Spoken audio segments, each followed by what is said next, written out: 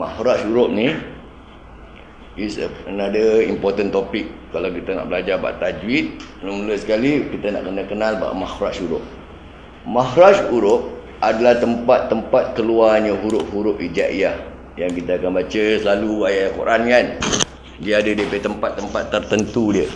Dan tempat-tempat itu dikenali sebagai makhraj huruf. Apa makna makhraj? Kita kena faham tu salah satu bahasa Arab, kita kena belajar convertkan dalam bahasa Melayu. Baru kita boleh kenal apa makna makhraj.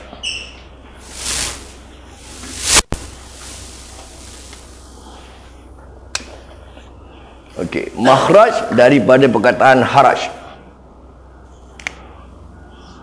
Ha, huruf ra sama huruf jim. Dari perkataan haraj. Maknanya keluar. Itu dia panggil haraj. Bila dia masuk huruf mim kat depan, dia jadi makhraj.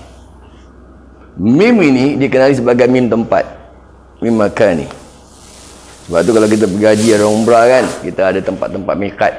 Mana? Mikat tu tempat-tempat yang kita buat haji umrah. Waalaikumsalam. Okey, mim ni mim tempat. Jadi haraj ni keluar, kalau ada mim kat depan jadi makhraj. Maknanya tempat keluar. So dalam kelas tajwid yang kita perbincangkan adalah tempat keluar huruf-huruf hijaiyah. Itu dia punya makhraj dia.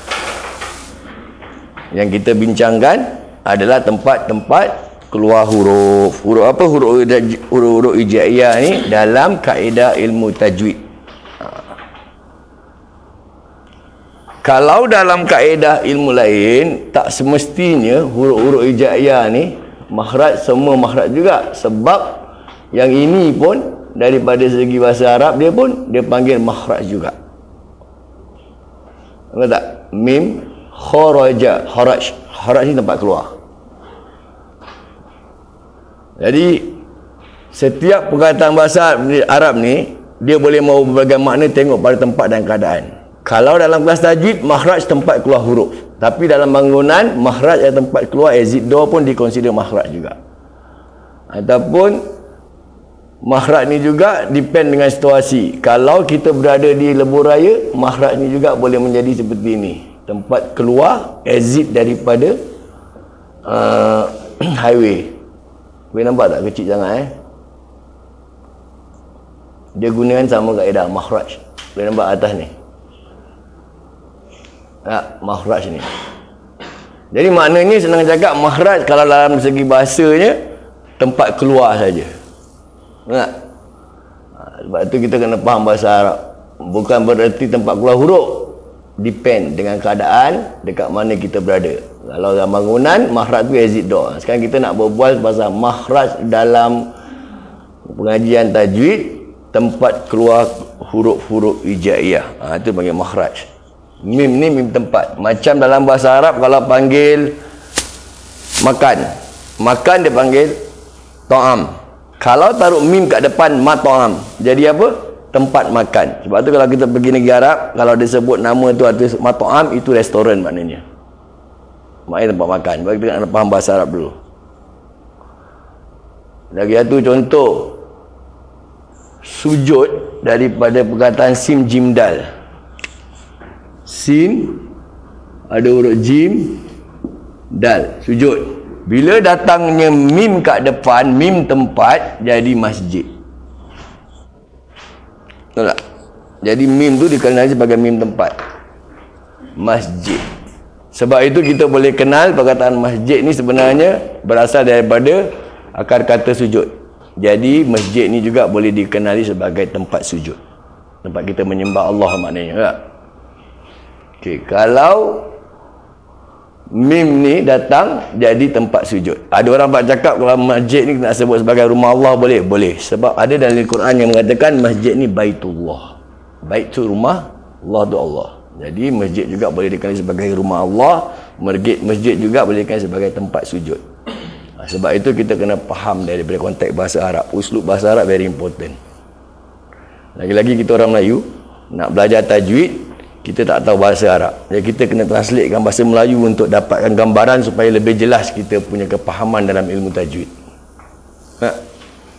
Sebab itu ada hadis yang melarang untuk mendirikan kuburan di atas masjid. Makna kuburan di atas masjid tu bukan ada masjid, ada kubur je, tak boleh. Dalam Masjidil Haram dekat Madinah tu kan, Masjid Nabawi tu pun ada kubur Nabi kat dalam. Masjid Sultan pun ada kubur, banyak ada kubur. Yang Nabi larang, jangan jadikan kuburan sebagai tempat masjid, bukan buat masjid dalam ada kubur. Nabi larang masjid kat sini, kita jangan jadikan tempat sujud. Kita tak sembah kubur.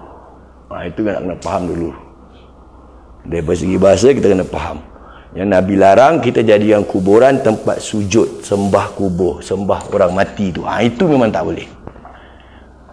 Kalau bab tawasul, bab apa, tu lain cerita. Dia ada lagi lain kaedah pula. Nak kena faham dulu bab ni dulu. Okey, kita akan sambung terus kepada bab makhraj dulu. Makhraj tempat keluar huruf. Daripada segi ilmu tajwid, para ulama qura telah memecahkan kepada 17 tempat keluar huruf. 17 tempat. Ini secara in detail. 17 tempat. Tapi sekurang-kurangnya kita ni belajar ilmu tajwid ni, saya akan pecahkan bab 5 tempat dulu. Hari ni kita ambil 5 tempat.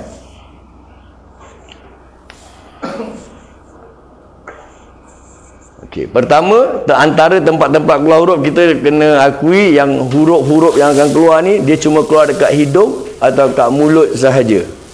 Dia tak akan keluar lain tempat. Hanya hidung dan mulut, itu aja. Huruf yang kita nak ngaji ni, nak baca ni, cuma boleh keluar dekat mulut dengan kat hidung sahaja.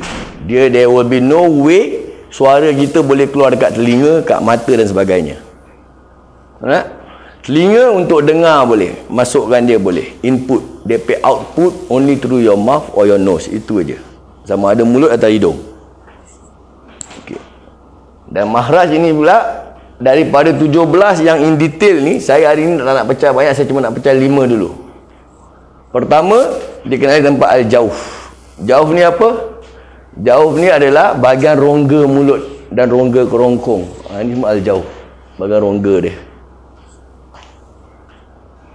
Yang kedua, bahagian kerongkong ni al-halqu. Halqu ni dia kerongkong, patut taruh bahagian halqum bagus. Halqum ni lebih dekat kepada makna halqum ni, halqu ni bahagian kerongkong ni, dia patutkan bahagian halqum. Halqum ni bahagian halqum kita. Al-halqu. Ada berapa huruf? Ada 6 huruf. Huruf-huruf ini kalau kita belajar bab nun mati, nanti ada satu hukum nama dia izhal halki. Makna izhar, nyatakan atau menjelaskan, halki ni daripada perkataan halku ni. Maknanya daripada nyatakan huruf-huruf yang dekat halqum. Ni dia huruf-huruf. Ni 6 huruf je huruf-huruf yang izhal halki. Okey. Nombor 3, bahagian al-lisanu. Lisan ni maknanya bahagian lidah. Yang keempat, dia pecahkan kepada bahagian bibir mulut. Syafatain. Syafatain ni 2 bibir. Sebab tu kita kalau belajar hukum mim mati, kita akan sebut ada ikhfa syafawi, ada izhar syafawi. Kenapa dia gunakan syafawi? Sebab mim ni makhraj dia dekat bibir. Okay. Yang ketiga, bahagian khaisum. Khaisum ni hidung. Khaisum ni bila mim dan nun dia ada tanda sabdu. Dekat situ dikira sebagai bahagian kawasan hidung. Mim dan nun bila bersabdu ni, bunyi dia akan sengau-sengau sikit. Yang sengau-sengau itulah dikira dengung. Sebab dia keluar kat hidung. Sebab tu orang kalau berbual pasal sengau-sengau berbual, sebenarnya suara dia keluar kat hidung.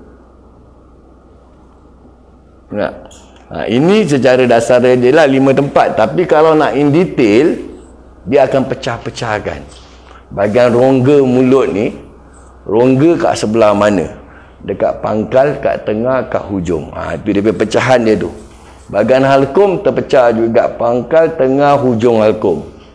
Lidah pun sama, lidah kita kan ada pangkal, tengah, hujung lidah. So bahagian mana huruf-huruf tu semua keluar.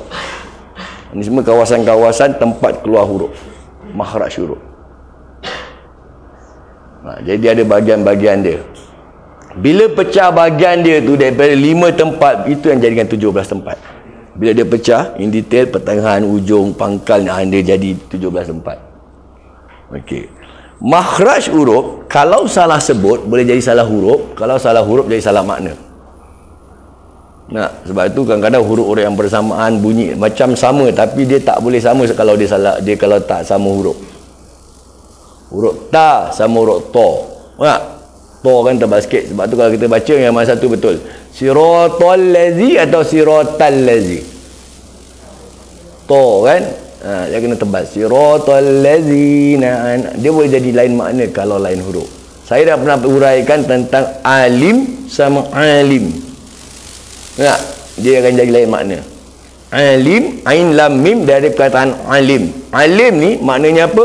Ain lam mim ilmu. Boleh dapat tak? Yang saya pernah pecahkan juga hari tu.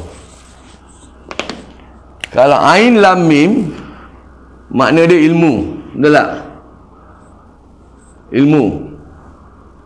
Kalau alim, ini bukan ilmu. Ini huruf hamzah. Dia bukan huruf ain. Itu huruf ain. Yang ini pula jadi alim. Alim sama alim. Ain lam mim. Alim. Ni alim, ni alim. Selalu nak jaga hamzah sama ain ni hampir-hampir di tempat makhraj dia. Jadi kalau yang ini ilmu, perkataan alim kan, dari perkataan sebab tu orang cakap, dia ni alim, maknanya dia ni orang yang berilmu. Tapi yang dia ni alim, dia bukan alim. Tak? Yang ini maknanya pedih. Azabun alim. Yang ini tak boleh baca azabun alim. Ain tak boleh. Nanti dia jadi azab yang berilmu. Dia kena sebut azabun alim, azab yang pedih. Kalau salah sebutan antara huruf ain sama hamzah ni, dia boleh jadi macam sama je bunyi dia, tak? Sebab tu kita kena praktis baca daripada makhraj, very important. Kita baca ta'awuz. A'udzubillahi minasy. Siapa datang dulu? Ain dulu ke hamzah dulu? A dulu. Pula maknanya hamzah dulu. A'u baru ain. A'udzubillah. Kadang-kadang orang baca sama je. A'u. Kan dia beza. A'u pun tak boleh dulu. Macam kita selawat. Siapa datang dulu? Sin ke sod? Allahumma sholli wa sallim. Sod dulu baru sin. Kalau kita baca Allahumma salli wa sallim, dua-dua sin. Kalau baca dua-dua sod, Allahumma sholli wa sallim, dua-dua sod. Dia sebenarnya sod dulu baru sin. Allahumma sholli wa sallim. Kalau macam nak buat lagu, sampai tu pandang dari pendek atau pendek dari panjang dulu. Okey, taranum is antara seni-seni baca Quran. Nah, dia antara syiar yang kita digalakkan untuk bertaranum, untuk perindah. Ada hadis Rasulullah suruh kita perindahkan bacaan kita. Tapi bukan bermakna kerana taranum kita langgar tajwid. Nah, jangan kerana kejarkan taranum. Sebab tu nak belajar taranum ni selalu saya galakkan supaya perbetulkan tajwid dulu. Makhraj huruf tu betul. Baru boleh pergi belajar taranum. Pasal dia ada DP level. Macam kita sekolah, pergi ayat 1 dulu. Belajar 2, belajar 3. Nak belajar ngaji, pergi ikra, pergi kelas dulu. Lepas tu upgrade, pergi belajar tajwid. Dah okey tajwid, dah perfect, baru kita bertalaki dengan guru. Okey dah okey, baru kita upgrade, boleh pergi taranum.